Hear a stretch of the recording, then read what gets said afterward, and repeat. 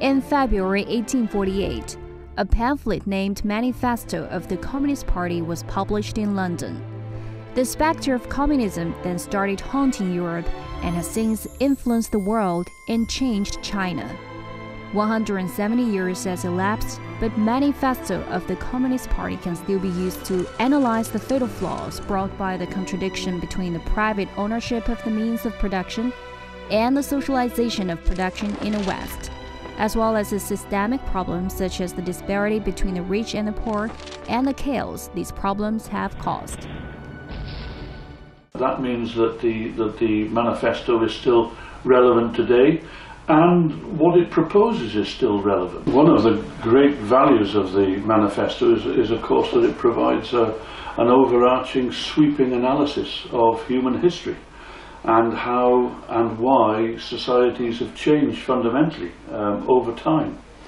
And of course presenting the historical materialist view of history and dialectical view of history is very important for us to understand, in order for us to understand how society has reached its present capitalist stage. With the largest collection of books on communism in Britain, London's Marx Memorial Library has witnessed the surge of membership application from young people in recent years, especially college students. We had too many people at the library. So we know there is a desperate hunger amongst students here in Britain to find out about these ideas. Really, if you look at the curriculum of most British universities now, there is almost nothing taught about the ideas of Marxism.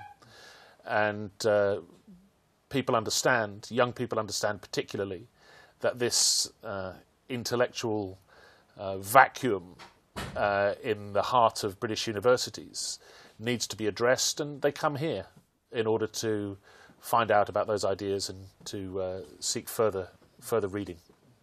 In Europe, digital data of Marxist works are also widely distributed on the internet.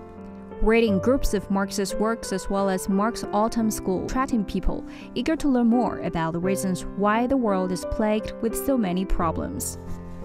Every time the West is hit by a crisis, a new wave of Marxist fever is triggered.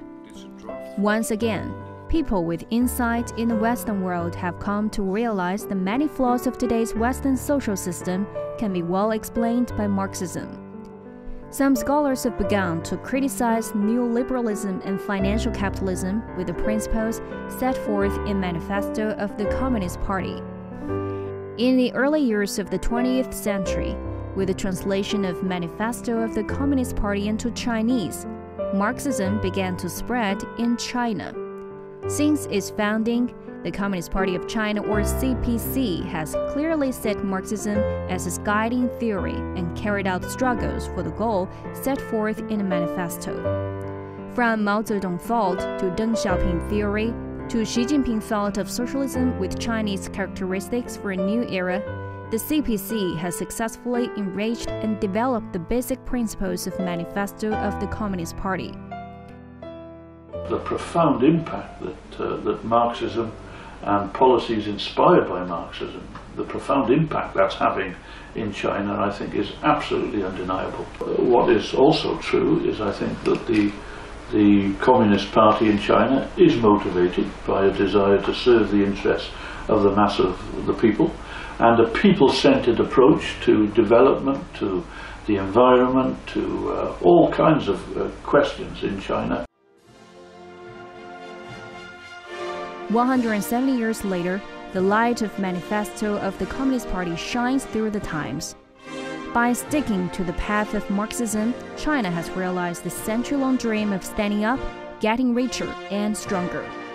The stark contrast between the steady growth in China and a sluggish economy in the West further demonstrates the strength and vitality of Marxism.